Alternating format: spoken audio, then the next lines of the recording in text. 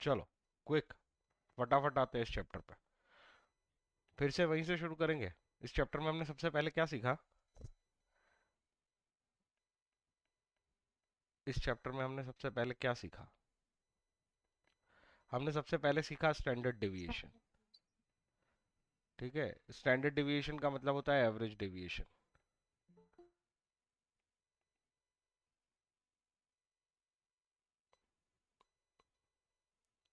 एक सेकेंड, कोई और हुआ है एडमिट? हाँ, वो मेरी दूसरी आईडी है, मैं सर अच्छा, आके तो चेक ये कर रही ओके ओके। मैंने उसको एडमिट कर, एंटर हो गई कि नहीं देख ले तो एक बार।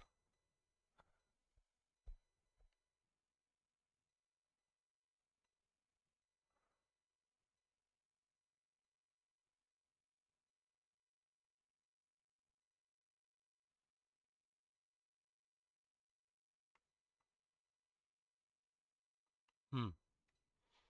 सो लेक्चर नंबर 4, हमने सबसे पहले पढ़ा कोरिलेशन में स्टैंडर्ड डेविएशन। स्टैंडर्ड डेविएशन का मतलब एवरेज डेविएशन।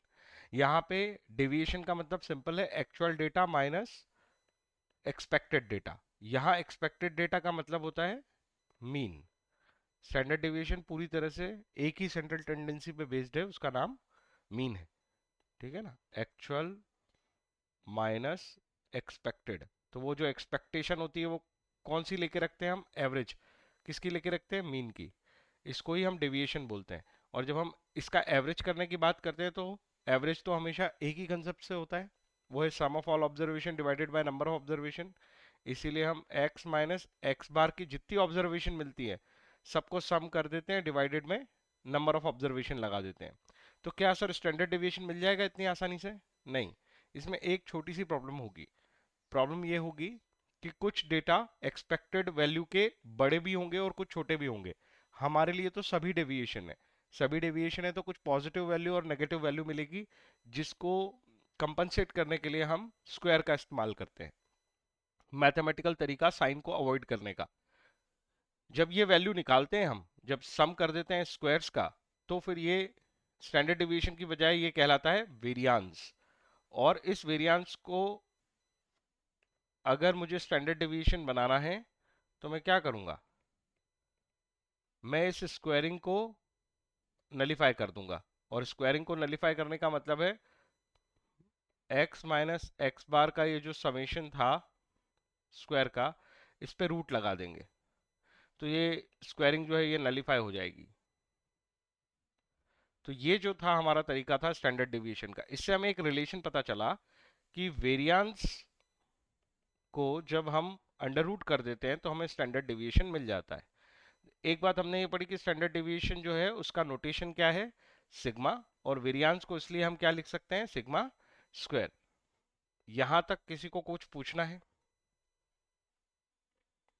बताओ, जल्दी से जवाब दो। सेजल, आर्यन, लक्ष्य, विद्यम, कुछ पूछना है इसमें? ओके, अब हम अगले टॉपिक पर चलते हैं। स्टैंडर्ड डेविएशन पर एक टॉपिक था जो एक्चुअली मेजर्स ऑफ डिस्पर्शन का टॉपिक था, पर उसको समझे बिना कोरिलेशन समझ नहीं आएगा, इसलिए हमने स्टैंडर्ड डेविएशन पढ़ा था। फिर हमारा कोरिलेशन शुरू हुआ था, तो सबसे पहले हमने कोरिलेशन का मीनिंग पढ़ा था। कोरिलेशन का मीनिंग क्या है? यहां पे रिलेशन बिटवीन कितने वेरिएबल्स होंगे हमेशा? Relation between two, exact to.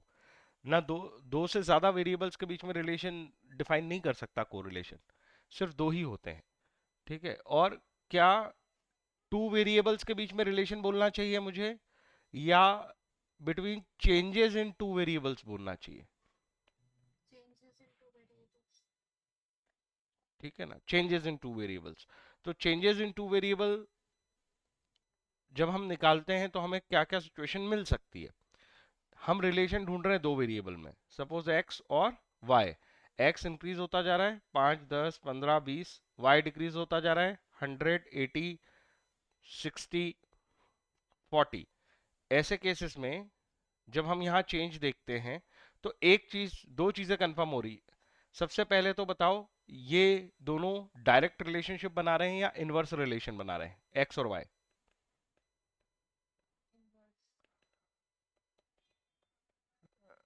Inverse relation बना रहे हैं, बाकी सबको भी जवाब देने हैं। नंबर 2, स्लोप की बात करो। स्लोप मतलब change in y upon change in x। इसके बारे में क्या ख्याल है? स्लोप कांस्टेंट है या नहीं? स्लोप कांस्टेंट है।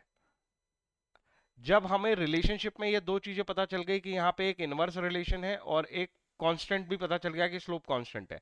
इनवर्स रिलेशन ये बता देता है कि ये पॉजिटिव कोरिलेशन है या नेगेटिव कोरिलेशन है।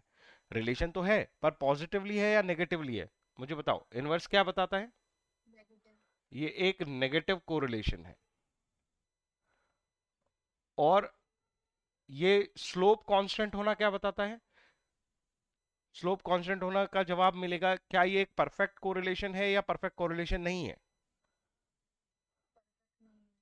ये एक परफेक्ट कोरिलेशन है।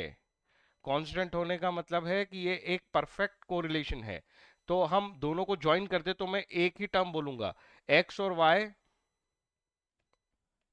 Are in correlation. और ये कोरिलेशन कैसा है? Perfect negative. ये कोरिलेशन कैसा है? परफेक्ट नेगेटिव कोरिलेशन है।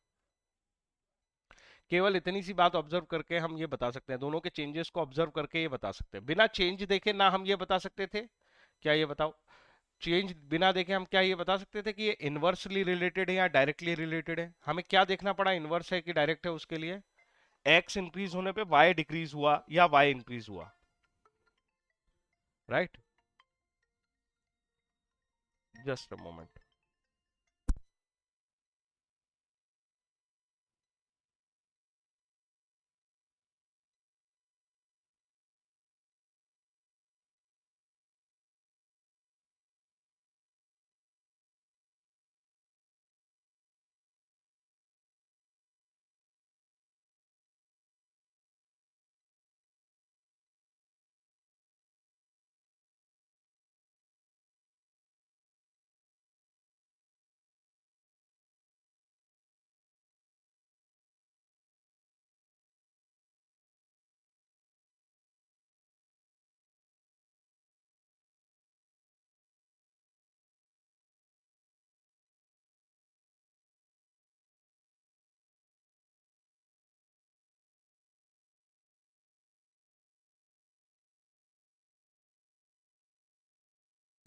हाँ, so x and y are in correlation और परफेक्ट कोरिलेशन, ये सिर्फ हमें चेंजेस देख के पता चला है।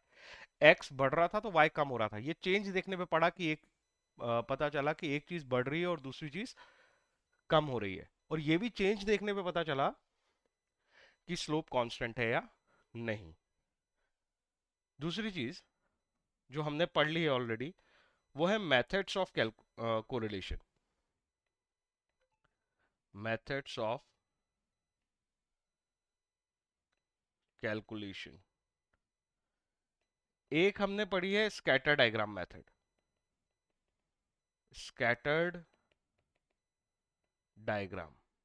और दूसरी हमने पढ़ी है कार्ल पियर्सन। मुझे बताओ, स्कैटर डायग्राम मेथड क्या बताती है? कोई बता सकता है?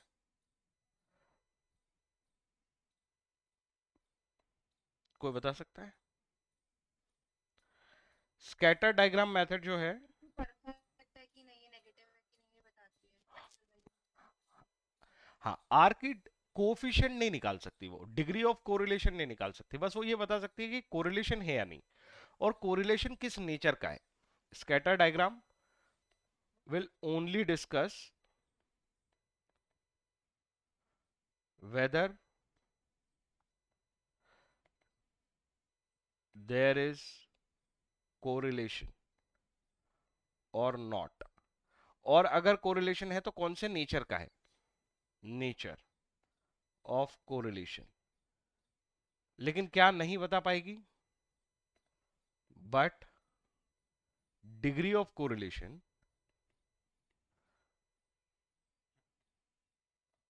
Can't be calculated. Scatter diagram method के लिए हमें ग्राफ्स का सहारा लेना होता है। अगर परफेक्ट कोरिलेशन होंगे तो जो एक्स वाई के पॉइंट्स होंगे वो लाइन में मिलेंगे। अगर मैं ये लाइन बना ऐसे मिलते हैं और मैं अगर इसे ज्वाइन कर देता हूं, मुझे बताओ ये कौन सा कोरिलेशन है, आर की वैल्यू क्या होगी?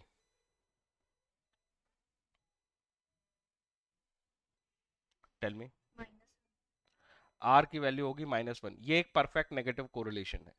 अगर स्कैटर डायग्राम इसकी बजाय इस तरीके से मिलते कि वो लाइन क्रिएट नहीं कर रहे हैं पर फ्लो समझ में आ रहा है कि एक्स और वाई के बीच में डायरेक्शन कौन सी है, यहां आर की वैल्यू क्या मिलेगी और ये कौन से टाइप का रिलेशन है? बताओ।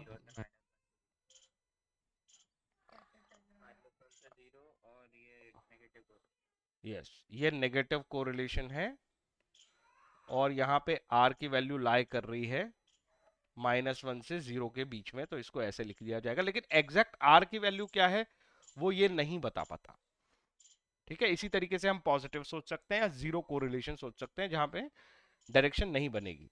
तो इस आर की वैल्यू के लिए एक भाई साहब मिले, उनका नाम था कार्ल पियर्सन। उन्होंने क्या किया, उन्होंने कहा मैं बताऊंगा coefficient of correlation, coefficient of correlation. और ये कोएफिशिएंट ऑफ कोरिलेशन को हम ये भी कह सकते हैं कि ये डिग्री ऑफ कोरिलेशन होता है। आर की हम एग्जैक्ट वैल्यू निकाल सकते हैं पॉजिटिव या नेगेटिव के केस में। आर की वैल्यू रेंज करती है ओवरऑल -1 से लेके +1 के बीच में। ये टोटल रेंज है किसकी, कोरिलेशन की। हमारा आंसर इसके बाहर नहीं जा सकता, आर का। आर की वैल्यू इसके बाहर नहीं जाएगी कभी भी। दो चीजें या तो बिल्कुल ही इनवर्स हैं या बिल्कुल ही पॉजिटिव कोरिलेटेड है या इसके बीच में लाई करेगी, अदरवाइज वो रिलेशनशिप में है ही नहीं, इसका मतलब ये है। ठीक है, अब देखो, हमने कल एक नया तरीका सीखा था आर का, सबसे शॉर्ट फॉर्म। वो क्या है? अगर मुझे आर निकालना है तो वो कैसे निकालूंगा मैं? फॉर्मूला, सबसे शॉर्ट वाला फॉर्मूला कौन सा था? नहीं पता। Covariance of x y upon standard deviation of x, standard deviation of y. याद आया? Yes sir. ये कोवेरियंस का क्या मतलब होता है sir? What is the meaning of covariance? मतलब, summation of deviation x y upon n. ठीक है, अ, आप सिंपली कहो कि साइमल्टेनियस वेरिएशन देखते हैं हम, साइमल्टेनियस वेरिएशन देखते हैं एक्स और वाई के डेविएशंस में। साइमल्टेनियस वेरिएशन देखना है, इसका मतलब है x minus x bar into Y minus y बार देखना है। साइमल्टेनियस का मतलब होता है एक्स का डेविएशन इंटू वाई का डेविएशन। ऐसा डेविएशन देखना ही एक्चुअली में कोवेरिएशन देखना होता है। लेकिन क्योंकि हमारे पास वेरियस ऑब्जर्वेशन होती हैं, बहुत सारी ऑब्जर्वेशन होती है, तो सिंगल रिजल्ट तो मिलेगा नहीं इसका, इसके तो बहुत सारे वैल्यूज मिल जाएंगे। जब बहुत सारे वैल्यूज मिल जाते हैं तो फिर इसको हम एवरेज बेसिस पे देखना शुरू कर देते हैं। इसकी वजह से हम इसको sum of all observation divided by number of observation भी बना देते हैं। तो कोवेरियंस इसी टोन पे तुम्हारे दिमाग में सेट रहना चाहिए कि दोनों डेविएशन को साइमल्टेनियस देखा जा रहा है, क्योंकि बहुत सारी वैल्यू मिल रही है इसलिए हम समेशन करके, मतलब सम ऑफ ऑल ऑब्जर्वेशन करके divide by number of observation कर रहे हैं। क्या ये समझ में आ गया, हाँ या ना? Yes sir. तो अगर मैं आर के फॉर्मूले को ही ऊपर वाले फॉर्मूले को इलोबरेट कर दूं तो हम दो चीजें एक साथ देख रहे हैं। एक तो साइमल्टेनियस वेरिएंस को हम न्यूमरेटर पे रख रहे हैं, मतलब कोवेरियंस, कोवेरियंस को, ये तो हो गया न्यूमरेटर। इसके साथ में 1/σx और सिग्मा वाई रख रहे हैं, मतलब दोनों के स्टैंडर्ड डेविएशन को डिवाइड में रख रहे हैं, दोनों के स्टैंडर्ड डेविएशन को डिवाइड में रख रहे हैं। दोनों ऑब्जर्वेशन के स्टैंडर्ड डेविएशन अलग अलग निकलेंगे और उसका तरीका यही वाला होगा जो हमने यहां डिस्कस किया है। जैसे एक्स को डिस्कस किया है वैसे ही वाई भी निकलेगा। इसलिए स्टैंडर्ड डेविएशन के बिना कोवेरियंस सॉल्व नहीं होता या कोरिलेशन सॉल्व नहीं होता। इसलिए हमने पहले डिस्कस किया कि ये स्टैंडर्ड डेविएशन कैसे निकाले जाते हैं। यहां तक किसी को कोई समस्या है तो बताओ? कल हमने इसके एग्जाम्पल भी देखे थे।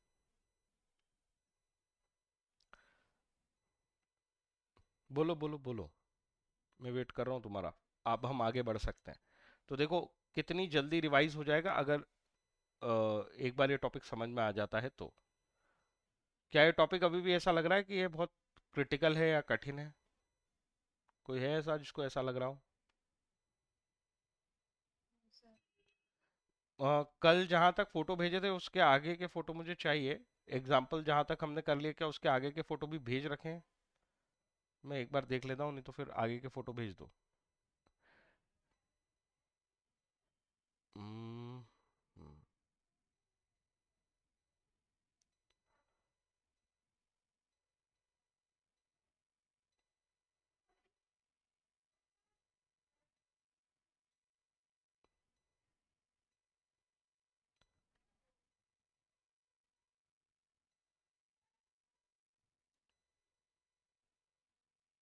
हम्म, है अपने पास एक एग्जाम्पल।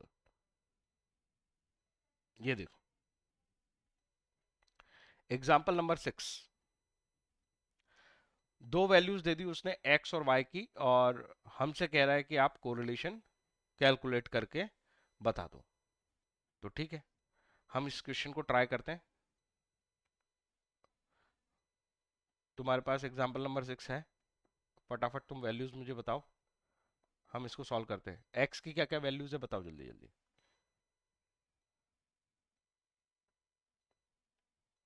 एक्स की वैल्यूज बताओ।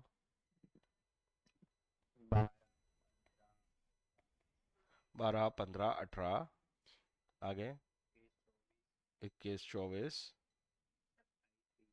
27, 30। वाई की वैल्यूज बताओ।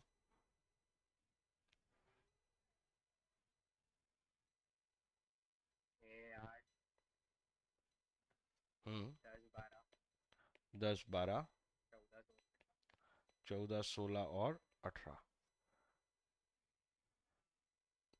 हमें क्वेश्चन में क्या बोला है उसने, वो हमसे चाहता क्या है? पढ़ो क्वेश्चन, सभी लोग क्वेश्चन पढ़ो, क्या चाहता है वो हमसे? आर की वैल्यू निकालना चाहता है, कोरिलेशन की वैल्यू, कोफिशिएंट निकालना चाहता है, आर की वैल्यू निकालना चाहता है। कार्ल पियर्सन ने इसका तरीका बताया है, हमें उस तरीके तक पहुंचना है। क्या हमें डेविएशन की जरूरत पड़ेगी?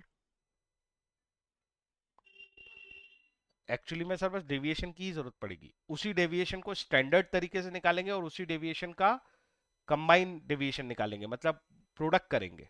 एक्स और वाई के डेविएशंस को ही प्रोडक्ट करना है, एक्स और वाई के डेविएशंस का ही स्टैंडर्ड फॉर्म निकालना है। यही दो काम करने हैं। तो सबसे पहले तो एक्स और वाई के डेविएशंस निकालने हैं। डेविएशंस निकालने के लिए सबसे पहले क्या करना पड़ेगा? डेविएशन कहां से निकाले जाएंगे? डेविएशन, हाँ, डेविएशन का मतलब होता है sir actual value minus expected value, और यहाँ एक्सपेक्टेड वैल्यू को हम मानते हैं मीन है हमारी एक्सपेक्टेड वैल्यू जो आनी चाहिए। अगर इतनी सारी वेरी ऑब्जर्वेशन है तो एक्सपेक्टेड वैल्यू क्या होगी? इनका मीन ही इनकी एक्सपेक्टेड वैल्यू होगी। तो चलो सबसे पहले हम एक्स बार और वाई बार निकालें। एक्स बार की वैल्यू कितनी और वाई बार की वैल्यू कितनी? सम करो, सम ऑफ ऑल ऑब्जर्वेशन चाहिए मेरे को एक्स का। तो टेंस प्लेस को पहले ऐड कर रहा हूं मैं। 10, 20, 30, 30 और 20 50, 50 और 20 70, 70 और 20 90, 90 और 30 120। सम ऑफ ऑल ऑब्जर्वेशन में 120, तो यही हो गया। फिर यूनिट प्लेस ऐड कर रहा हूँ। 2 और 5 7, 7 और 8 15, 15 और 1 16, 16 और 4 20, 20 और 7 27, 27 डिवाइडेड बाय, अगर हम नंबर ऑफ ऑब्जर्वेशन की बात करें तो कितनी है हमारे पास? 1 2 3 4 5 6 7, टोटल 7 ऑब्जर्वेशन है। मतलब मुझे करना है 147/7। 21 आ गया। किसी को कोई डाउट है क्या 21 में? चेक कर लो, 21 आया।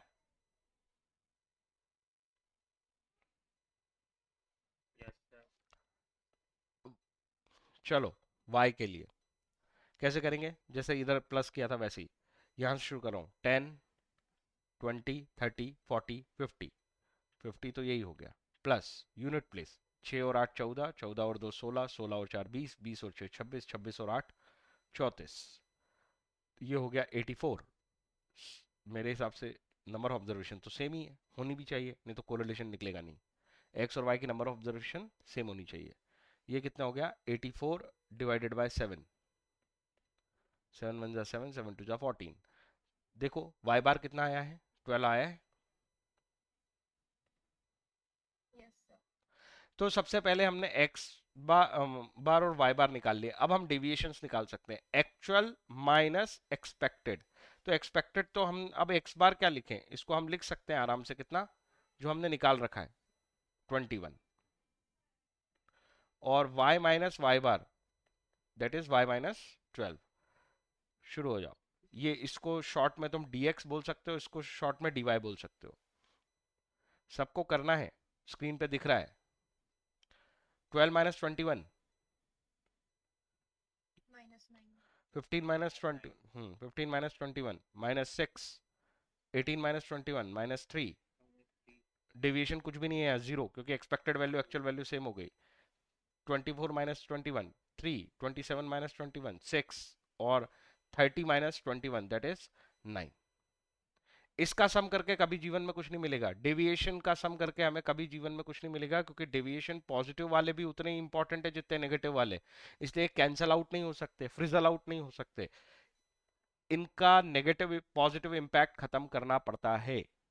कोई सा भी डेविएशन कभी भी वो काम का नहीं है पॉजिटिव नेगेटिव साइन के साथ। तो इसको फ्रिजल आउट करने के लिए मैं क्या करूंगा, डी स्क्वायर एक्स कर दूंगा, मतलब वही हो रहा है एक्स माइनस एक्स बार का स्क्वायर, 81 36 9 0 9 36 और 81। मेरी बात समझ में आ रही है कि नहीं आ रही है? अरे बोलो बोलो। हाँ, दूसरा डीवाई निकालो, डीवाई निकालो।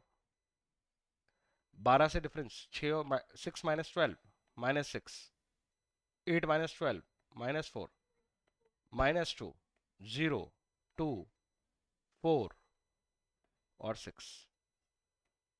यहां पे हम निकालेंगे अब डी स्क्वायर वाई। इसको भी फ्रीज आउट कर दो, चलो फ्रीजल आउट करो इसको। 6 को कितना हो जाएगा 36, 16 4 0 4 16 और 36। ये तो स्टैंडर्ड डेविएशन के काम के हैं जब हम स्क्वायरिंग करके खत्म कर रहे हैं। कोरिलेशन इन साइन को इग्नोर नहीं करता। कोरिलेशन तो ये रिलेशन बताने वाला है ना कि एक पॉजिटिव है एक नेगेटिव है। तो देखो यहाँ क्या हो रहा है, यहाँ माइनस माइनस दोनों सेम साइड पे जा रहे हैं, इसलिए वो फ्रिजल आउट हो जाएंगे। अदरवाइज एक पॉजिटिव एक नेगेटिव होता तो साइन बच जाता। तो यहाँ पे हम कर रहे हैं dx इंटू डी वाई, मतलब x minus x bar into Y minus y bar का प्रोडक्ट, और ये सब अलग अलग होने वाले हैं। पॉजिटिव 36 24 6 0 6 24 36, इन तीनों का मैं सम यूज करने वाला हूं, बाकी के सम का मुझे कुछ भी नहीं करना है। ठीक है, ये ऐसी टेबल बनाने में कोई दिक्कत है तुम्हें, बताओ? ऐसी टेबल बनाने में कोई दिक्कत है?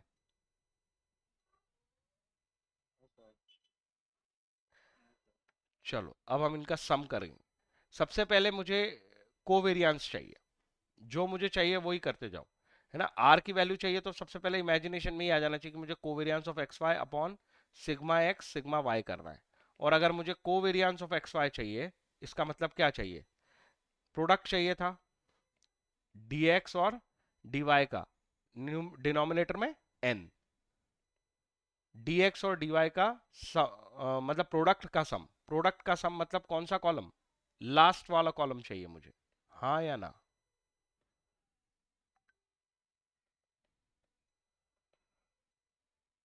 अरे सब एग्री हो?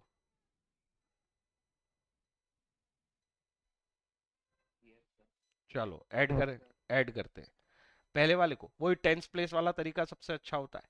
30 30 और 20 50, 50 और 20 70, 70 और 30 100, 100 प्लस 6 और 4 10, 10 और 6 16, 16 और 6 22, 22 और 4 26, 26 और 6 32, 132, मेरा टोटल आया 132 डिवाइडेड बाय 7। 7 ही है ना शुरू से, नंबर ऑफ ऑब्जर्वेशन तो उतनी ही है, ठीक है। अभी मैं इसको ऐसे ही रहने देता हूँ, इसको डेसिमल करके फायदा नहीं, क्योंकि ये सिंपल तो कटेगा नहीं, मुझे ऐसा लगता है। ओके सर आपने 6 9 से 54 नहीं किया है, 56 लिख दिया है। Okay, sorry sorry sorry sorry, एक सेकेंड। dx दूंगा मैं। ओके, दोनों जगह गड़बड़ हुई है, ऊपर भी और नीचे भी। 54 एंड 54, अगेन फिर से करना पड़ेगा। 50 और 20 70, 70 और 20 90, 90 और 50 140, प्लस 4 4 8, 8 और 6 14, 14 और 4 18, 18 और 4 22। तो ये हो रहा है 152, 152। अब 152 अपॉन 7 सॉर्ट आउट हो जाता है क्या? 2 14 12 नहीं होता। अगर ये डेसिमल में जा रहा है ना, इसको अभी छोड़ो, आगे चलते हैं। मैं बता रहा हूँ क्यों छोड़ रहे हैं, अभी कैलकुलेशन करेंगे तो समझ में आ जाएगी बात। सर 168 होगा। हाँ 168 है।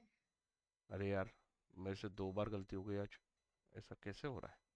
1 मिनट, मैंने प्रोडक्ट सही करे हैं कि नहीं पहले ये चेक कर लेता हूँ। हाँ वो तो 6 सही नमक है। 24 108 6, होता है पहले, फिर 44 ऊपर जो बोल रहे हो 150,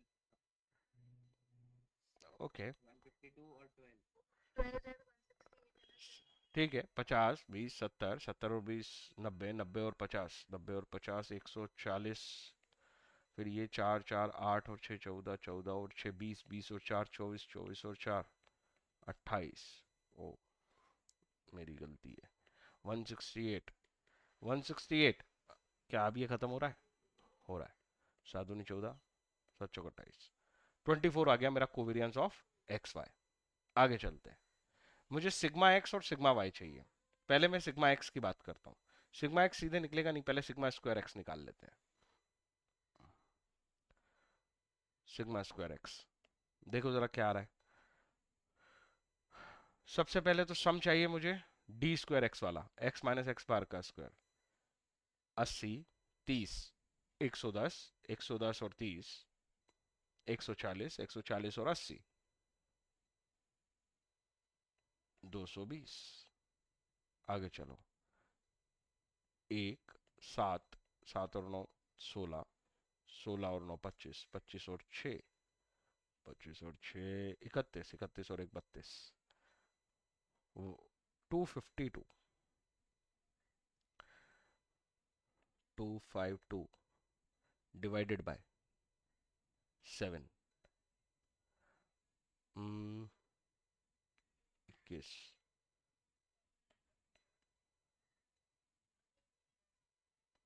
36। तो सिग्मा एक्स की वैल्यू आ गई 6। ऐसे कैसे हम सिग्मा वाई स्क्वायर निकाल लेते हैं और सिग्मा वाई निकाल लेते हैं। इसका कॉलम भी है हमारे पास, इसका टोटल कर लेते हैं। लेट्स सी ये कितना आएगा। 30 40 50, 50 और 30 80, 80 तो यही है। यूनिट प्लेस की वैल्यूज देखते हैं। 6 12, 12 और 4 16, 16 और 4 20, 20 और 6 26, 26 और 6 32। ये हो गया है 112, 112 डिवाइडेड बाय 7। इसको कैंसिल करूं, 7 हो जा 7 और 16, तो ये आ गया 4। सिग्मा एक्स और सिग्मा वाई भी क्या यही आए हैं? चेक कर लो एक बार। अब आ गया है आर की value, covariance of x y, वो जो हमारा फॉर्मूला था उसमें वैल्यू पुट कर देंगे, that is 24 divided by sigma x और सिग्मा वाई, 6 इंटू 4। कितनी वैल्यू आई? 1। मैंने कहा था आर की वैल्यू -1 से 1 के बीच में ही लाई करेगी, और ये परफेक्ट पॉजिटिव कोरिलेशन मिल गया हमें, परफेक्ट पॉजिटिव। एक्स और वाई सेम डायरेक्शन में मूव कर रहे हैं और सेम स्लोप के साथ। इसका कंक्लूजन ये होता है। तो सॉल्व करने की मेहनत करवाने वाले हैं, कंसेप्ट तुम्हें मैंने सारा सिखा दिया है। सॉल्व करने की मेहनत में सिली मिस्टेक हो सकती है, मेरे से ही हो गई 2 बार प्लस माइनस करने में, वो प्रैक्टिस से ही होगी। ठीक है, प्रैक्टिस करते रहोगे तो वो सिली मिस्टेक नहीं होगी। इसमें कोई दिक्कत है तो बताओ, इस तरह का क्वेश्चन करने में कोई दिक्कत आएगी?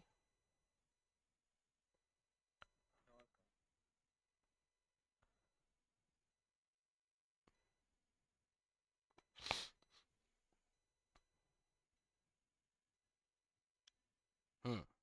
एग्जाम्पल 7 थोड़ा इंटरेस्टिंग है, इसमें लैंग्वेज यूज की हुई है। दूसरा क्वेश्चन इस तरह का आता है,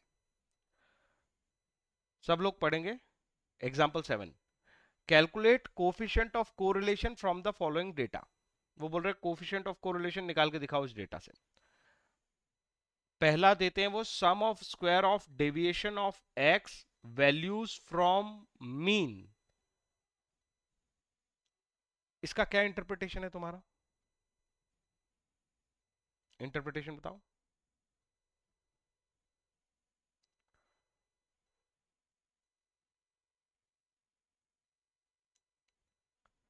ये पहले पॉइंट का इंटरप्रिटेशन क्या है? तोड़ो इसको। सम ऑफ का मतलब ये समीशन लगा रहा है। Square of deviation, square of deviation किसके? एक्स के। कहां से? मीन से, मतलब एक्स माइनस एक्स बार। ये जो डेविएशन है इनका क्या? स्क्वायर। और उस स्क्वायर का क्या? सम। अरे कुछ समझ में आया क्या? यस सर, आ गया। केवल लैंग्वेज को पढ़ना है, और ये अब तुम्हें धीरे धीरे आदत हो रही है कि क्या चीजें होती हैं। तो एग्जाम्पल 7 है ना ये, एग्जाम्पल 7। बाकी लोग, क्या मेरी बात समझ में आई कैसे रीड करना है उसको? वो डेविएशन बोल रहा था, एक्स के डेविएशन फ्रॉम इट्स मीन, उसका स्क्वायर और उसका सम। सम मतलब समेशन। ये वैल्यू दे रहा है वो लैंग्वेज, लैंग्वेज में। बोलो जी बोलो। लक्ष्य और आर्यन, तुमसे पूछ रहा हूँ। Yes sir. हाँ, इसकी वैल्यू दे दी है उन्होंने 136। अगले वाले की पढ़ो तो किसकी वैल्यू दी है उसने, जरा कोशिश करो एक बार। सम ऑफ मतलब summation, square of deviation of y, y के डेविएशन से। कहां से डेविएशन है? वाई के, वाई की एक्चुअल वैल्यू फ्रॉम मीन, मतलब वाई माइनस वाई बार, उसका क्या? स्क्वायर। और स्क्वायर का भी क्या? सम।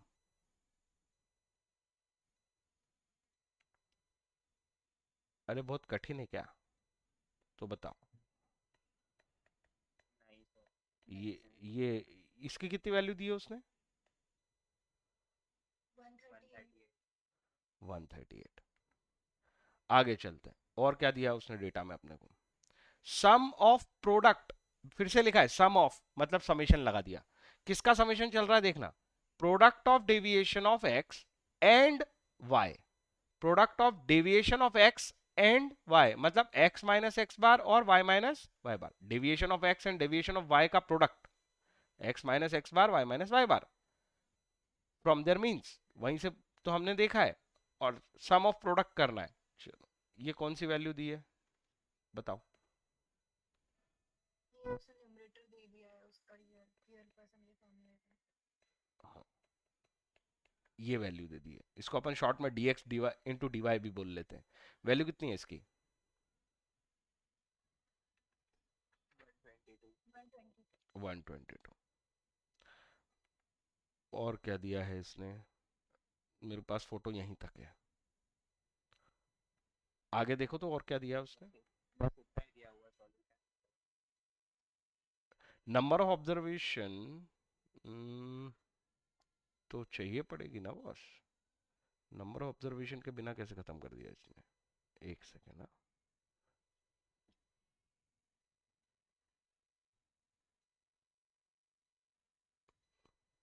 आर की वैल्यू पूछ रहा है।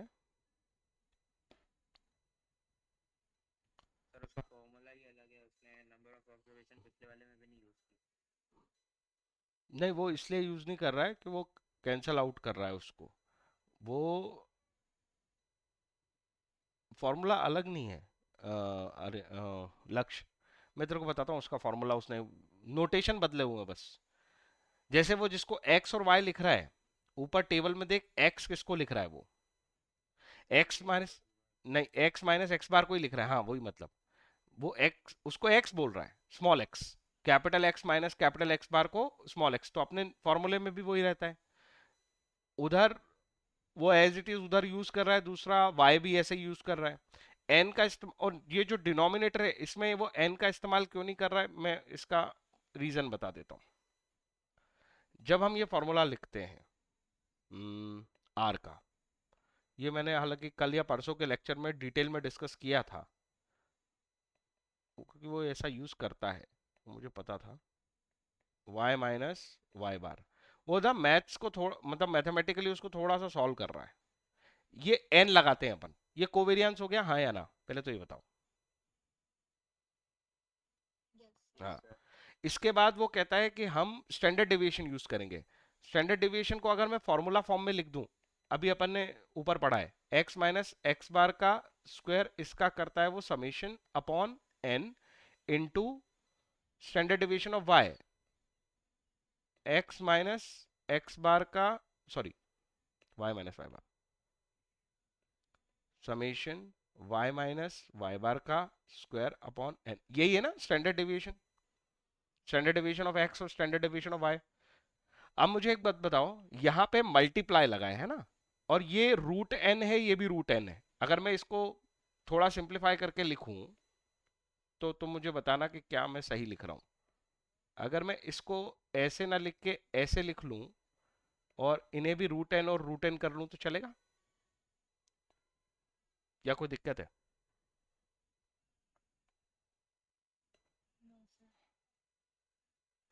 बाकी लोग भी बताओ। No sir. नहीं है ना? अब ये रूट एन दो है, मतलब root n into root n मतलब एन बन जाएगा, और ये एन से एन कैंसिल हो जाएगा, हाँ या ना?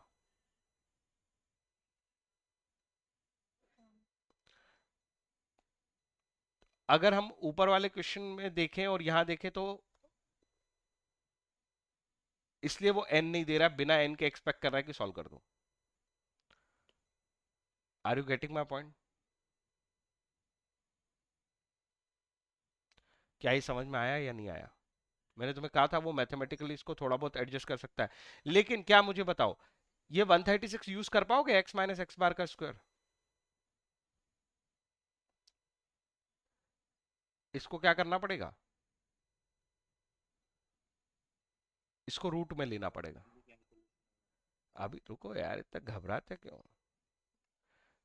कैलकुलेशन की टेंशन हो गई लक्ष्य तेरे को। सर एन हटाने हाँ, एन हटाने से लंबी कैलकुलेशन हो जाती है और कॉम्प्लेक्स भी होता है, लेकिन उसने अब दे दिया यार ये क्वेश्चन, हमको तो इसको हैंडल करना है, अपना दिमाग इस पे लगाएंगे, अपन कोशिश करेंगे इसको सिंप्लीफाई करने की, तो उसकी चिंता मत कर, आंसर कैसे करेंगे। तुझे लॉजिक समझ में आया उसने क्यों नहीं दिया? वो सोच रहा है तुम हैंडल कर लो इसको, ठीक है, चल इसको हैंडल करते हैं। वैल्यू पुट करो सबसे पहले तो, ये प्रोडक्ट वाली वैल्यू तो 122 है, इसमें तो कोई दिक्कत ही नहीं है, और डिनोमिनेटर में भी ये तो पक्का है कि 136 है और 138 है। अरे बोलो ना हाँ। Yes sir. हाँ, दुखी मत हो, बचपन याद करो, फैक्टर निकालो इसके, अभी रूट से बाहर आते हैं अपन, निकालो फैक्टर।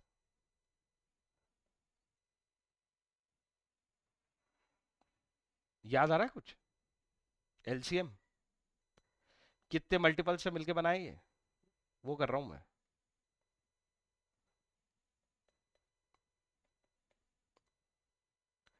अरे ठीक है,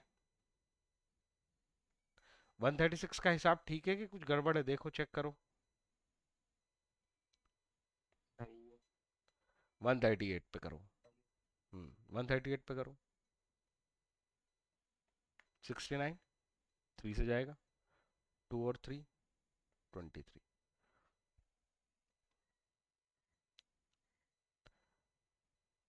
अरे बोलो हाँ या ना, इतना तो समझ में आ रहा है?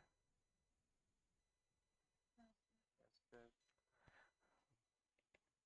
अभी से ही घबराने लगे हो तुम। 122 डिवाइडेड बाय, मैं पावर 1/2 है दोनों की, यहां से तो तुम कह रहे हो कि सर दो, एक 2 कॉमन आ जाएगा ज्यादा से ज्यादा, आपका 17 टू 34 तो बच ही जाएगा। और यहाँ पे तो कुछ भी कॉमन नहीं दिख रहा है मेरे को। मैथ्स के नॉर्मल रूल के हिसाब से हम क्या कर सकते हैं, क्या मैं 136 इंटू 138 की पावर 1/2 लिख सकता हूँ?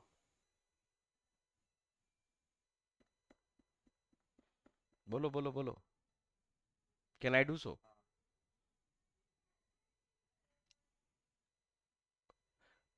अरे बाकी लोगों से भी पूछ रहा हूँ मैं। Yes sir. हाँ, अगर ऐसा कर पाओगे तो एक 2 और बाहर आ जाएगा। अरे हो जाएगा ना ऐसा? जो मैं बोल रहा हूँ कुछ समझ में आ रहा है? हाँ।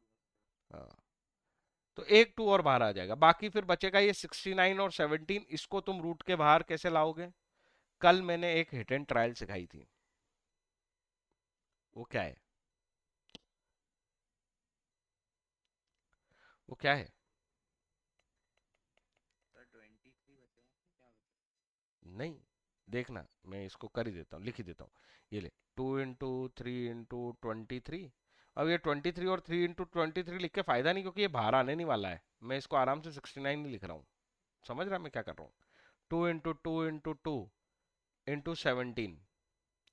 तो एक ये दोनों 2 पेयर बना लेंगे, और एक ये दोनों 2 पेयर बना लेंगे, और पावर 1/2 चल रही है ये, इससे बाहर निकाल लेंगे अपन इनको। क्या तुझे मेरी बात समझ में आ रही है? मैं इसको ऐसे लिख सकता हूँ ना, 2 इंटू 2 मतलब इन दो 2 से एक 2 बाहर आ गया, और इन दो 2 से एक 2 बाहर आ गया, 2 इंटू 2 दैट इज 4। और अभी रूट के अंदर कितना लिखा हुआ है? 69 इंटू 17। क्या ये समझ में आया? Yes sir. ये तरीका थोड़ा लंबा ही जा रहा है, पर ठीक है। यहाँ पे भी जाके वही करना पड़ेगा जो हम यहाँ कर सकते थे। मैंने बस इसलिए बता दिया कि कल को लगे तुम्हें कि सर वो फैक्टर भी तो बना सकते थे, इसलिए बता दिया कि फैक्टर बना के भी कभी कभी सॉल्व हो जाता है। यहाँ तो नहीं होने वाला।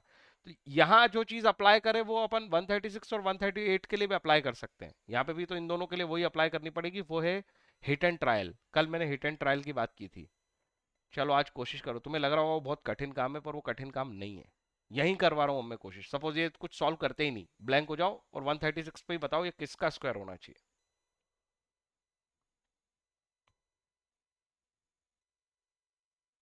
12 के ऊपर है, 12 नहीं, 12 के नीचे है, 12 यस। और 11, 11 और यस, 12 के बस बीच में। हाँ, इतना छोटा छोटा ही सोच लेते हैं, कुछ नहीं है। तो 121 और 144, इन दोनों के बीच में 136 आता है, तो 11 और 12 के बीच में वैल्यू होगी पक्का। ठीक है, अब मुझे कितना मूव करना है? 121 के 121 से 136 तक जाना है। मुझे बताना टोटल डिस्टेंस कितना है, और जबकि ये टोटल था मतलब 15 जाना है उसको। 20, ये 15 जाना है, और ये कितना था? लगभग 23। हाँ है ना? Yes sir. अप्रोक्स कितने परसेंट हो रहा है ये लगभग? 25 में से 15 मान लो, या हाँ, 25/15 मतलब 3/5, 60% के अप्रोक्स। मतलब तुम है ना 11.5 या 11.6 पे टेस्ट करो इसको, अप्रोक्स आ जाएगा। फिर अपन उसको 6.5 या 6.3 कर लेंगे। चलो करो तो जल्दी से, 11.6 चेक करो।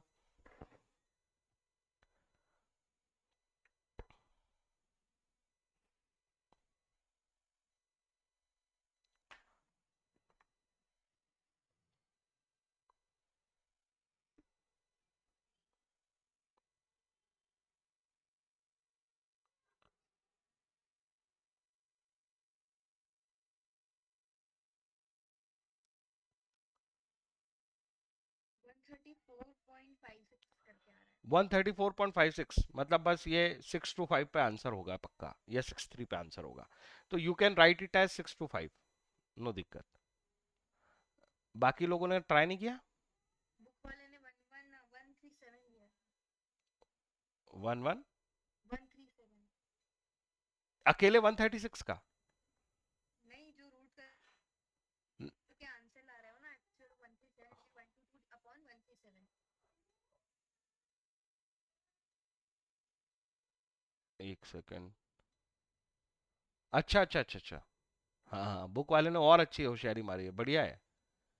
ये वो क्या कह रहा है पता है, ये अप्रोक्स दोनों देख, 136 और 136 ही होते तो क्या होता, ये रूट के बाहर आ जाते,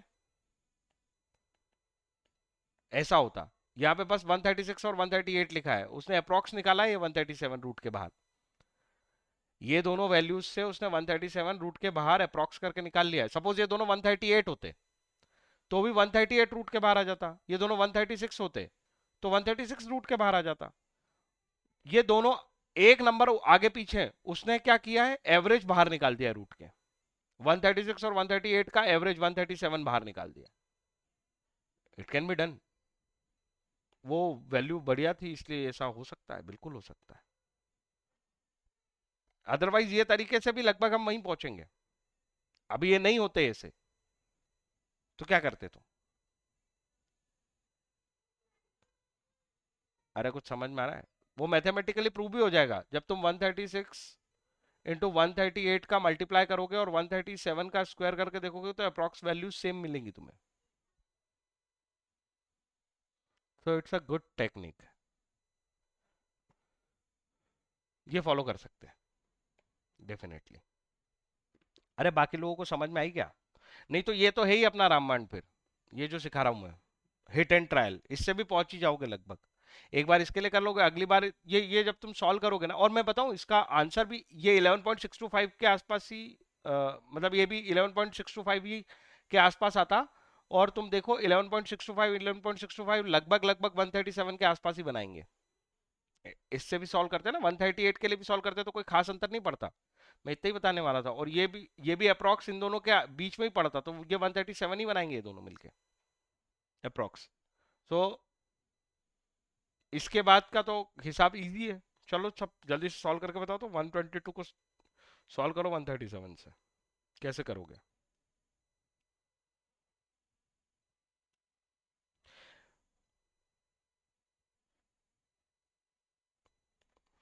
सर हम तो कुछ नहीं करेंगे, इतना टेंशन हो जाएगा नहीं तो 15, ऐसे भी कर सकते हो, थोड़ा इजी पड़ेगा, ये 1 बना लोगे और केवल इतना ही सॉल्व करना पड़ेगा, छोटी वैल्यू कर दी। करके दिखाओ जल्दी से।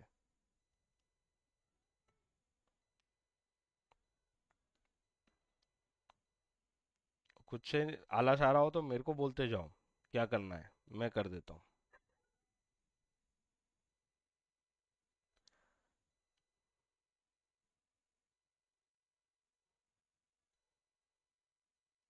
रिद्धिम, आवाज आ रही है मेरी? हाँ, तेरे को कुछ समझ में आ रहा है कि नहीं आ रहा है ये बता। सर आ रहा है। ठीक है, रिवाइज कर लेगा तो ये सब आ जाएगा। पिछले तीनों लेक्चर में मैं रिवीजन रिवीजन रिवीजन करके ही ला रहा हूँ यहाँ तक, और ये कैलकुलेशन तो करने पड़ेंगे तुझे, इनसे डरना मत, जो नंबर चले जाएंगे। और यहाँ तक तो सॉल्व कर ही देना, यहाँ तक के नंबर तो मिल ही जाए कम से कम। कैलकुलेशन में सिली मिस्टेक हो जाएगी तो ये मत सोचना कि पूरा आंसर गलत हो जाता है, नहीं। अगर तुमने ये प्रेजेंटेशन यहाँ तक ठीक लिख दिया इतना भी, ये 122 अपॉन 136 अपॉन 138, ये समझ ले 80% मार्क्स तो मिल गए।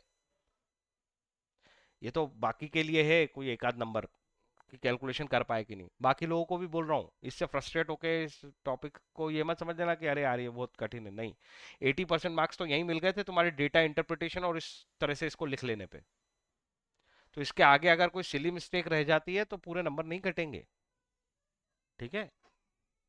हम्म। सर 0.890 हाँ, और उसका बुक वाले का कितना आ रहा है? सेम। सेम, तो ठीक है।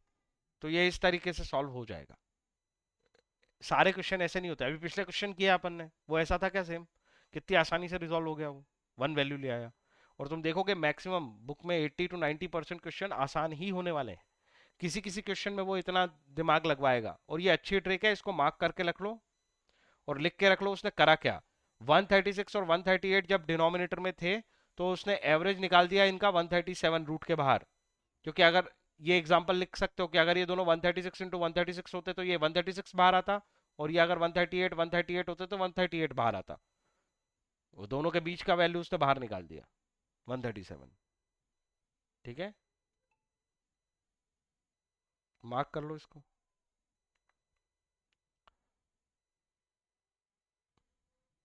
आगे के फोटो, एक काम करो जरा मेरे को अनसॉल्व के फोटो देना आप। अब थोड़ी सी प्रैक्टिस कराई जा सकती है तुमसे। एग्जाम किसकी है अब? केवल एक व्यक्ति की बची ना तुम सब में से, आर्यन की। बाकी तो किसी की एग्जाम नहीं बची है आई होप।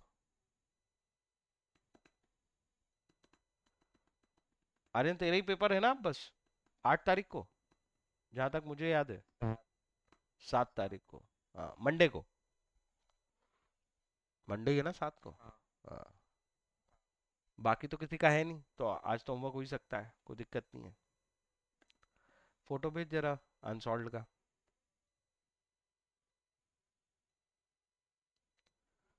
और कोई और व्यक्ति इसके आगे का फोटो भेजो, कोई भी भेज दो। ज्यादा लंबा नहीं खींचने वाला तो डल मत हो, बस होने वाला है। एक आध चीज और देख लूं मैं।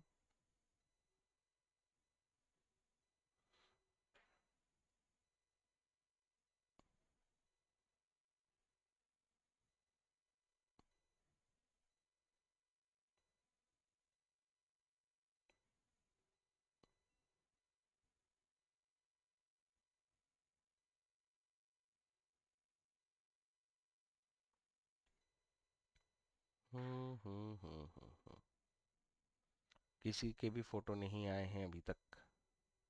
आर्यन भेज रहे। आर्यन ने अनसॉल्व के भेजे हैं, इसके आगे का भी कुछ भेज दो। इलस्ट्रेशन 5 से ही शुरू है क्या आर्यन? ये क्वेश्चन नंबर 5 से ही शुरू है क्या? उसके पहले के स्कैटर डायग्राम भेज दी वापस। हाँ वो उसके पहले से आया। ठीक है, तो देखो फिफ्थ क्वेश्चन। ये हो- ठीक है चलो, ज्यादा अपन लोड नहीं लेंगे। फिफ्थ क्वेश्चन तो हो जाएगा ना? इसमें कोई दिक्कत लग रही है क्या तुमको? एक्स और वाई दे रखे हैं और पूछ रहा है वो कोफिशिएंट ऑफ कोरिलेशन निकाल दो। 6 भी हो जाएगा, 6 भी हो जाएगा, ज्यादा नहीं। तो वाला कितने मार्क्स का आएगा लगता है एग्जाम में? ये सब अबोव 4 मार्क्स या 5 मार्क्स ही आएंगे। 4 मार्क्स से तो अबो ही है सब कुछ।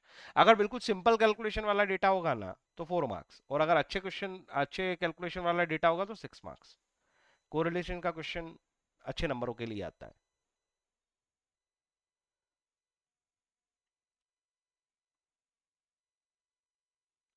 तो कोफिशिएंट ऑफ कोरिलेशन जो है, इसके तुम 5, 6, 7, 3 क्वेश्चन ट्राई करो बस।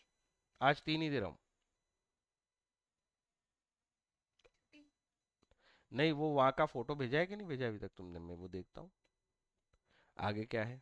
मुझे आगे देख लेने दो, अगर ऐसा कुछ नहीं रहेगा तो इस टॉपिक को खत्म कर दूंगा। Direct method. ये कर ही रहे हैं हम direct method. We are on direct method. Direct method का क्या मतलब था? Sum of all observation, mean के लिए है ये सब मेथड, कोरिलेशन की कोई मेथड नहीं है ये, वही है पुरानी अपनी। तो मीन अभी अपन ने कैसे निकाला है? पिछले एग्जांपल में ही सीधा अपन ने x को sum of all observation divide by number of observation कर लिया ना। अपन चाहते तो x को छोटा छोटा करके मीन निकाल लेते ना। अरे हाँ या ना? हाँ। तो वही है ये। एक सेकंड, तुमने फोटो नहीं भेजे हैं बस, तो मेरे को कैसे पता चलेगा? तू भेज रहा है क्या भेज? जल्दी भेज दे, मैं यही तो क्या। आर्यन भेज, कोई भी भेजो जल्दी से।